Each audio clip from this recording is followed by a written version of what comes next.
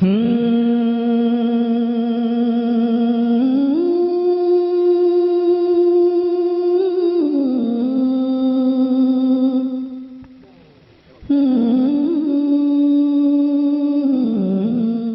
Site पर पहली बार आए हैं तो सब्सक्राइब वाला बटन दबाकर ऑल वाला बेल को क्लिक करें और नए वीडियो के नोटिफिकेशन पहले पाएं। आला हजरत ने कई सौ बरस पहले कहा, सूना जंगल रात अंधेरी, छाई बदली काली है, सोने वालों जागते रहियो, चोरों की रखवाली। डॉक्टर इकबाल ने कहा, ऐ ताईरे लाहौती, उस रिज्क से मौत अच्छी, आती हो जिस रिज्क से परवाज में कोताही, उस खेत के हर खोशाए गंदुम को जला दो, जिस खेत से मयसर न हो दिहकान को रोटी। जाहिर सी बात है, हर दौर में चैलेंजेज रहे हैं और हर दौर में जवाब दिया गया है। चाहे फिरौन हो, नमरूद हो, शद्दाद हो, अबू जहल एंड कंपनी हो, करबला में यजीद हो, फिरक़े बातिला की ताकतें हो, चाहे इस दौर में मुनाफिकीन और गुमराहों की ताकतें हो, हर दौर में जवाब दिया गया है। अल्लाह इंतजाम फरमाने वाला है। फिरौन के मुकाबले में हजरते मूसा आ जाते हैं, नमरूद के मुकाबले में इब्राहिम खलीलुल्लाह आ जाते हैं, कुफ्र के मुकाबले में मोहम्मदुर रसूलुल्लाह आ जाते हैं, यजीद के मुकाबले में अल्लाह इमामी हुसैन को भेजता है, बातिल जमातों के मुकाबले में अल्लाह ताला बरेली के इमाम अहमद रजा को भेजता है।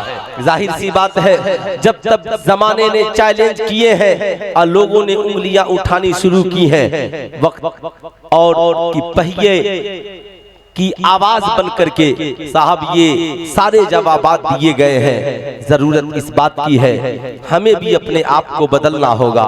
आज हमें ये कहकर डराया जा रहा है, आप अकलियत में है, आप अक्सरियत में नहीं है, आप पसमानदा है, आपकी तादाद बड़ी कम है।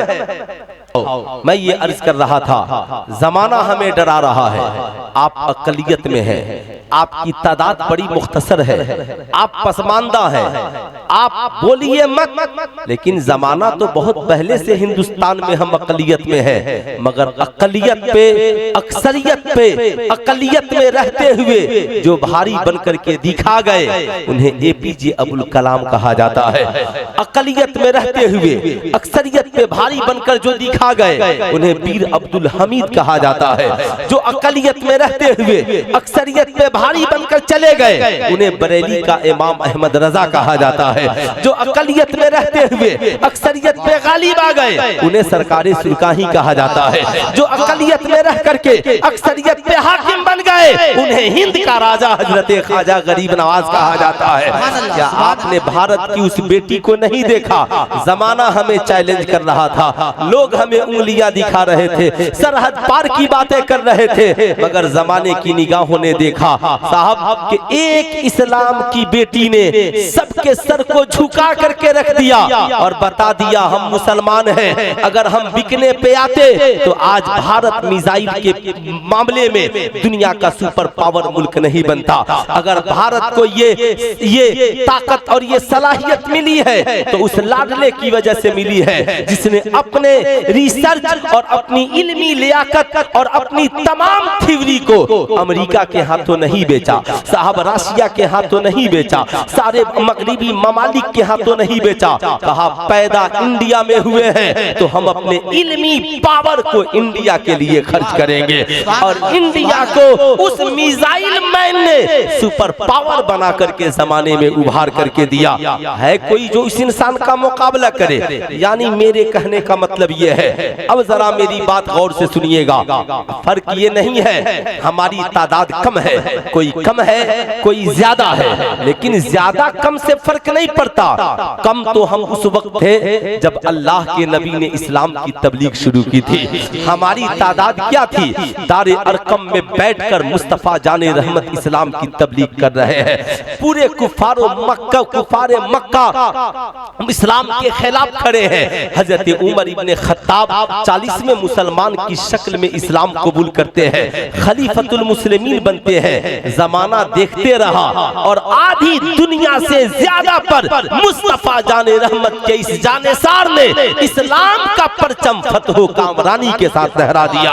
जमाने को बताया हम अकलियत में उस वक्त थे, कब हम अकलियत में नहीं रहे हैं। बदर में 313 थे, सामने तादाद कई हजार की खड़ी है।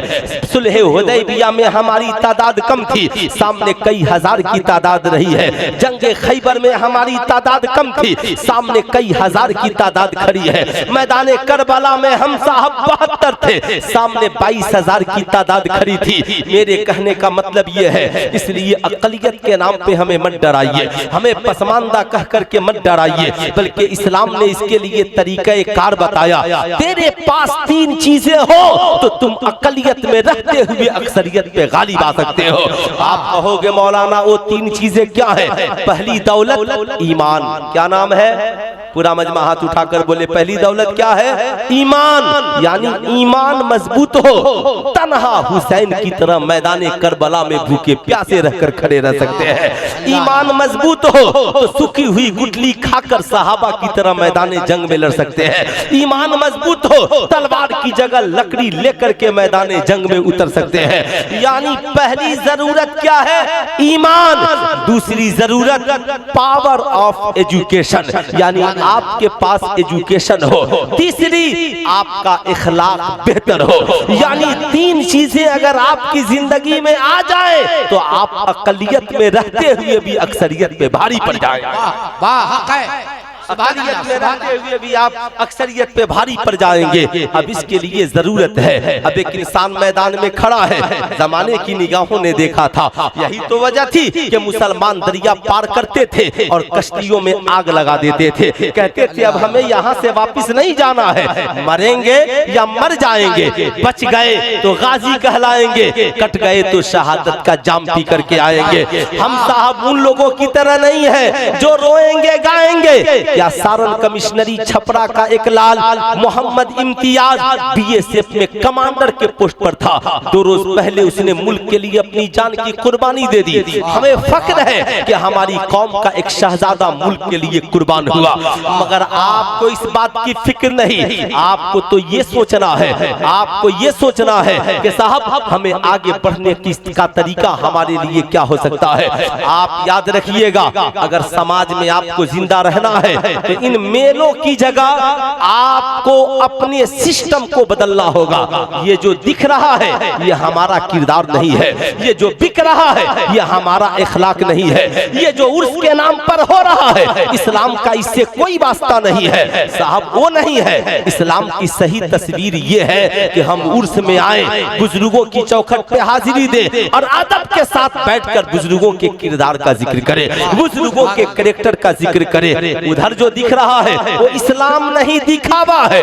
इसलिए याद रखिएगा, हमेशा अपने मिजाज को बदलिए, अपने सिस्टम को बदलिए। न संभलोगे तो मिट जाओगे ऐ हिंदी मुसलमानों, तुम्हारी दास्तां तक भी ना होगी दास्तानों में। इसलिए आपको संभलना पड़ेगा, आपको समझना पड़ेगा। तो हमेशा हम अकलियत में रहे हैं, मगर जमाने की निगाहों ने देखा 313 थे तो 13,000 पे गालिब आ गए, 72 थे 22,000 पे गालिब आ गए। जमाने की निगाहों ने देखा मुसलमान 40 चले थे, पूरी दुनिया में इस्लाम का परचम लहराने लगा। किसी एक कौम के मानने वाले 1 से 2 मुल्क में है, मगर पूरी दुनिया में जहां चले जाइएगा मुहम्मदुर रसूलुल्लाह का कलमा पढ़ने वाले मौजूद है, कुरान की तालीम हासिल करने वाले मौजूद है। इसलिए मैं आपको बताना चाहूंगा, अकलियत के नाम पर टेंशन लेने की जरूरत नहीं है। अब आप कहेंगे मौलाना तो करें तो हम क्या करें?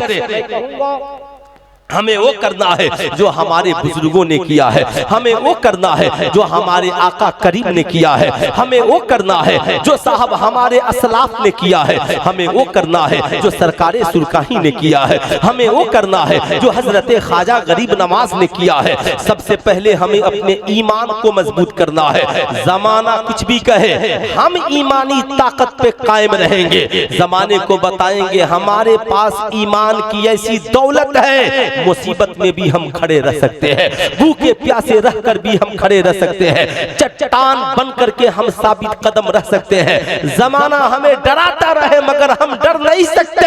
कश्मीर के उन साहबे ईमान और जुर्अतमंद नौजवानों की तरह AK-47 को हाथ से पकड़कर ममोड़ सकते हैं। जमाने को बताने के लिए डरना नहीं है, बल्कि ईमान की ताकत लेकर हमें डटकर खड़ा हो जाना है। अब जाहिर सी बात है, ये चीजें तो हमारे पास है। अब जमाना मुकाबले में खड़ा है, करोड़ों लोग आपके सामने मुकाबले में खड़े हैं, लेकिन आप करेंगे क्या? आपकी पोजीशन क्या है? आप अकेले हैं, करोड़ों मुकाबले में हैं, आप लड़ेंगे कैसे? आप कहेंगे मौलाना क्या APJ अबुल कलाम का दिया हुआ मिसाइल चला दे? मिसाइल का दौर नहीं रहा। क्या सलाहुद्दीन अय्यूबी की तलवार लेकर उतर जाए? नहीं साहब, से आप यहाँ पे तलवार लेकर नहीं उतर सकते। कहा तो फिर हम लड़ेंगे कैसे? मैं कहूँगा हाँ साहब, आपको लड़ना भी है और कामयाबी के साथ वापस भी आना है। तो पीछे से मुफक्किरीन ने जवाब दिया, याद कर 1450 बरस पहले तेरे नबी ने मुसलमानों से कहा था, तलबुल इल्म फरीज़तुन अला कुल्ले मुस्लिमीन व मुस्लिमा, इल्म हासिल करना हर मुसलमान मर्द औरत पर फर्ज है।